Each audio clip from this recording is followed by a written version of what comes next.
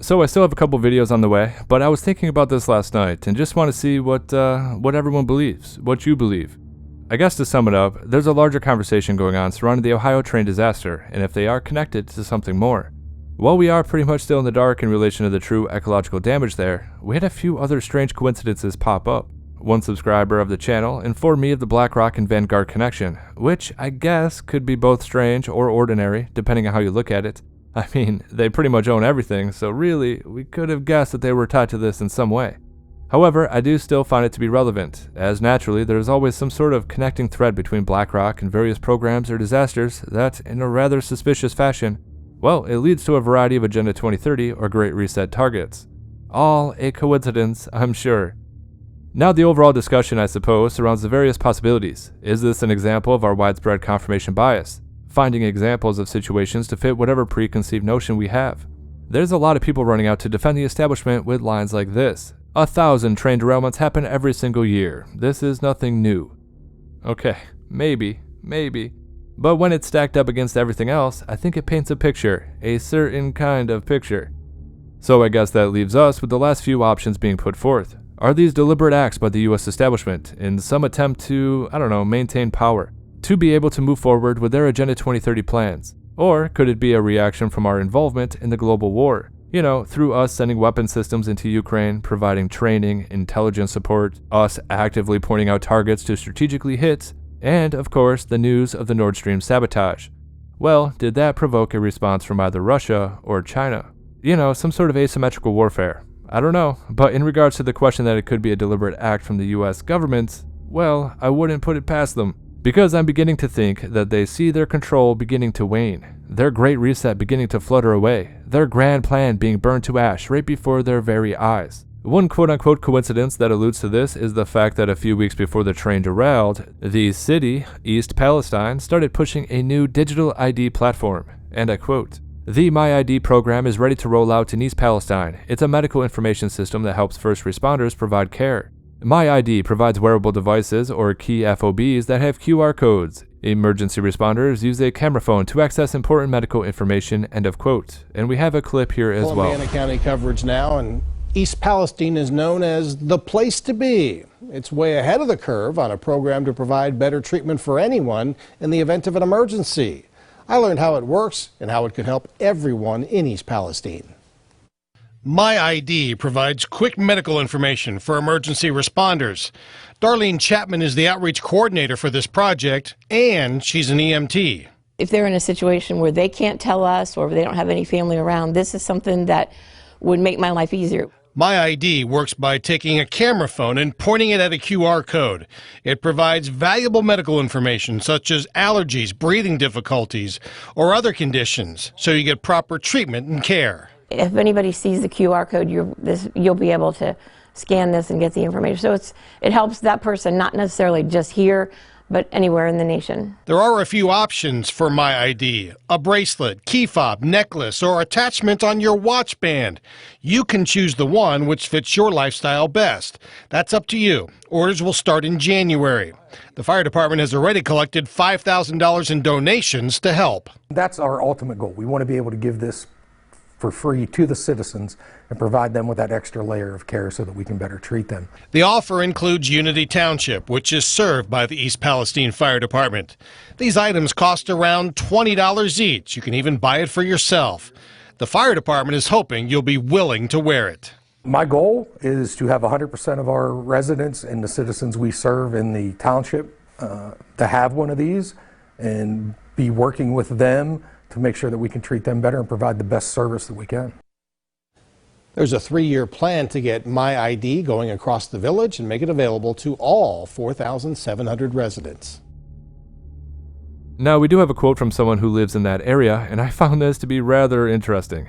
This dude is pretty based. So, as I said, one individual who lives in the area, Mr. Moore, well, he was aghast by the rollout of the new digital surveillance program, and he was agitated by the prospect that residents in his town would once again line up to be guinea pigs. And I quote, "I completely ignored it, but the way the media played it up, it was kind of like East Palestine was a test town that they volunteered to be a part of, that they were chosen, and the fact that they were going to implement this new digital ID program after January 23rd. I do find it odd," he said. I find it to be a coincidence that we are having so many coincidences pile up, end of quote. And yes, I agree. And yes, as I said, this guy is pretty based. Anyway, if you didn't know, the derailment sent plumes of toxic gas into the atmosphere. On February 6, authorities claimed it was imperative to mitigate a potential explosion from a derailed tanker car by burning the rail car's chemicals and conducting what they called a controlled released burn. However, it was not very controlled, as is stated by this expert right here. The guy that made all the decisions, would you have done a controlled burn? Well, there's the lie. It wasn't a controlled burn, it was an uncontrolled burn. See, I'm a chemical engineer as well as a top health and safety guy. I've got undergraduate and graduate degrees in chemical engineering. You're the first actual expert that we've gotten to speak to. In your opinion, why do you believe that it was an uncontrolled burn? Why are you using that terminology when so far everywhere else we've seen that it was a controlled burn? You can go to a place called West Liverpool downriver, and that's where they burn hazardous waste. And in a hazardous waste situation, they very carefully control the temperature and the amount of oxygen so that they get complete combustion, right? It's time, temperature, and amount of the air-fuel ratio. There's no controlling of the amount of air that gets in it. That's why you saw all that soot. So it's not a controlled burn, because a controlled burn would have to be like in a furnace or in your car or some system where you control the fuel, in other words, the vinyl chloride and the amount of oxygen. So they didn't do that. So it's an uncontrolled burn. One of the worst ways to determine exposure in general is to smell it, because if you smell the odor, guess what? You're already exposed, right? How long have you been doing this? 30 years. I'm in most of the big named lawsuits as the exposure expert. It's a privilege. I get called in to try to figure some of this stuff out. So that's my job always, is what really happened, you know? Well, the real sticking point here is that vinyl chloride is a carcinogen associated with rare forms of liver, brain, and lung cancer. And of course, this was the primary chemical that was emitted during their controlled burn. Now, that would be all well and good, except for the fact that burning vinyl chloride emits a byproduct called dioxin, a bioactive. This is a hormonally toxic chemical that will contaminate the food supply. So yes, not good. However, the strangeness gets even more strange. Days before the train crash, the CDC updated their profile on vinyl chloride. Yes, they removed a section on how the chemical affects children. Interesting timing. Right before the train derailed, they made this change on the CDC website. Okay then. Now, one thing that we do have to keep in mind is that we've had a lot of these disasters happening for the last 2 years. The Ohio train crash and the MyID QR code rollout come after dozens of manufacturing and food processing plants were mysteriously destroyed, damaged, or impacted by quote-unquote accidental fires. And yes, this has occurred throughout the entire United States. Now, in this article, they say dozens, but I believe we're in the hundreds at this point. There are multiple lists available that people have compiled to show the extent of this quote-unquote phenomena. So really, could all of this be connected? Another disaster similar to the pandemic, which just so happens is aiming to get the wider population to adopt digital ID, which of course would get you linked to the new carbon-based economy. As we know, COVID was in fact used in this manner. The health passes are simply digital IDs, the cornerstone to their entire agenda of control. COVID is critical because this is what convinces people to accept, to legitimize total biometric surveillance. We want to stop this epidemic. We need not just to monitor people, we need to monitor what's happening under their skin. What we have seen so far, it's corporations and governments collecting data about where we go, who we meet, what movies we watch. The next phase is the surveillance going under our skin. We now see mass surveillance systems established even in democratic countries, which previously rejected them. And we also see a change in the nature of surveillance. Previously, surveillance was mainly above the skin. Now it's going under the skin. Embedded in his hand is a microchip that serves as his keys, his ID, and his wallet. Governments want to know not just where we go or who we meet. Above all, they want to know what is happening under our skin. What's our body temperature? What's our blood pressure? What is our medical condition? In a matter of seconds, the chip is inserted. The transformation is complete. When scanned, all of a person's information about their vaccination status is shown on a reader or phone. Now humans are developing even bigger powers than ever before. We are really acquiring divine powers of creation and destruction. We are really upgrading humans into gods. We are acquiring, for instance, the power to re-engineer life.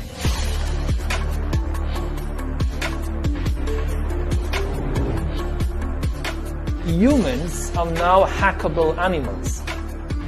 You will own nothing, and you will be happy. You know, the whole idea that humans have, you know, they have this soul or spirit and they have free will and nobody knows what's happening inside me. So whatever I choose, whether in the election or whether in the supermarket, this is my free will, that's all. I mean, come on. The CDC actually admitted to using the PCR tests, which were used to diagnose COVID, for, and I quote, genomic sequencing analysis. Yes, they are creating a database of your DNA, which is very similar to how Communist China collects the DNA of its own citizens for purposes of law enforcement, tracking down dissidents, and fortifying its tightly controlled surveillance state. Yes, this was the plan here as well, the entire world. This is really what we've all been warning about. So as stated, the based resident of East Palestine, well yeah, he was questioning whether the train derailment, amid the ongoing destruction of the US food supply and the pandemic simulations, are all a part of a government scheme, you know, the Great Reset. And I quote, "It makes your mind wander. Food factories and egg farms and these types of disasters compound. The fact that these digital ID programs exist indicates that somebody somewhere knows something and wants to get your data. Every piece of data that the government collects, that DARPA collects, that large corporations or multinational corporations collect, well, that data can always be turned against the citizen. Everything is vulnerable to weaponization, and the most sacred thing of all is weaponizing that data." End of quote. Man, you know, this guy gets it. You know, he does. However, that is not all. There is still some more strange coincidences. In addition to the digital ID launch right before the Ohio train disaster in the same town, well, the motion picture White Noise, which was released on Netflix 11 months ago, man, this is crazy. That movie depicts an Ohio train derailment and was filmed in, any guesses, East Palestine. In the movie, a college professor who teaches in a fictionalized Ohio town must leave his home with his wife and kids after a train derails and harmful chemicals are released into the air. Now, if that's not predictive programming, then I don't know what is. Anyway, that's so crazy. That's weird, man. And yes, on top of that, we have to consider the various other coincidental disasters that hit key infrastructure throughout the United States. Yes, we had a few other trains and trucks that crashed, and they were also carrying hazardous material. And yes, these pretty much occurred right after the disaster in Ohio. Now, if you look at this map, all of these disasters seem to be strategic. Don't you think? It's a little strange. And then we had another event happen in, any guesses? Yes, Ohio. Yes, a metal factory exploded. Now what's interesting is that it's not just any old metal factory, but rather a copper alloy plant. Now, this is a strategic resource. All those lovely missiles, bullets, and bombs use quite a bit of this stuff. And on top of that, yes, even the tanks that we are sending to Ukraine are also built in Ohio. So yeah, there's that. So yes, strange coincidences. And again, why I think it's some sort of asymmetrical warfare between us and foreign adversaries is because this occurred right after the Nord Stream pipeline sabotage story came out. Could it be retaliation? It's pretty hard to dismiss, isn't it? However, as stated, there is a larger conversation happening between people debating whether or not it's an attack from foreign adversaries, which I suspect to be the case, or if it's an attack from within our government. And really, I would not be surprised if it went one way or the other. However, in relation to the factory blowing up in Ohio, check this out. This is actually insane. 5 environmental scientists en route to the Ohio metal plant explosion, well, they were killed in a plane crash. What are the chances? And guess what? The plane took off from the Clinton National Airport. Yeah. Okay. We have breaking news tonight of a plane crash in Little Rock, Arkansas. Just minutes ago, we learned the people on board were actually headed here to Northeast Ohio to help clean up the Oakwood Village explosion from Monday. All 5 people on board worked for an environmental consulting firm. The plane took off from the Clinton National Airport around noon and was headed for John Glenn Columbus International Airport. Right now, we are digging into this story. We'll have much more on air and online as soon as we learn it. Now, there is one more question that people are proposing. Is this some sort of domestic terrorism? Now, in the clip playing right now, you can see one of the wheel axles on the train begin to catch fire and burn. When all of this was happening, I had a moment of deja vu, a flashback of sorts to 2017, when Antifa was getting a lot of press about their attempts to sabotage rail systems. Yeah, you might remember this. And then we have to take this into consideration as well. This is all coming off the heels of the attacks on power substations that happened in various states throughout the US. And then after recollecting these past news stories, well, could this be some sort of domestic terror campaign? And once again, it doesn't have to be Antifa. You know, maybe, perhaps, just maybe, some other group got sick of Antifa's fake anarchism and decided it was their turn. I don't know, I'm just saying. Lots of strange occurrences. Anyway, what really got me thinking about that story is this right here. An 18-inch pipe bomb was found on the train tracks behind St. Dominic's Catholic Church in Philadelphia. Officials say a passerby found the pipe bomb and noted it was a PVC pipe with capped ends and black powder. The police shut down the area, and the bomb squad was called in. They were safely able to take the bomb out of harm's way. But really, all of this poses a rather interesting question. So again, I'll ask you, do you think it could be part of a domestic terror campaign? I don't know. As I said, I'm leaning towards some sort of asymmetrical warfare type of deal. But I don't know if I'm right. I'm just saying. Let me know what you think. However, to illustrate why I'm leaning that way, well, coincidences are happening all over the world. A factory caught fire in Italy, and even in China as well, right after the one in the US. And then we got this one too. As I was recording this video on February 21st, there was a massive explosion at one industrial facility in Medley, Florida. According to reports, 2 people have passed away and 3 more have been hurt, while the dark smoke from the fire can be seen from miles away. Additionally, multiple vehicles have also been set on fire, and the authorities are keeping an eye out for air quality. However, once again, that is not all. A hazmat crew was dispatched to Nebraska following a train derailment.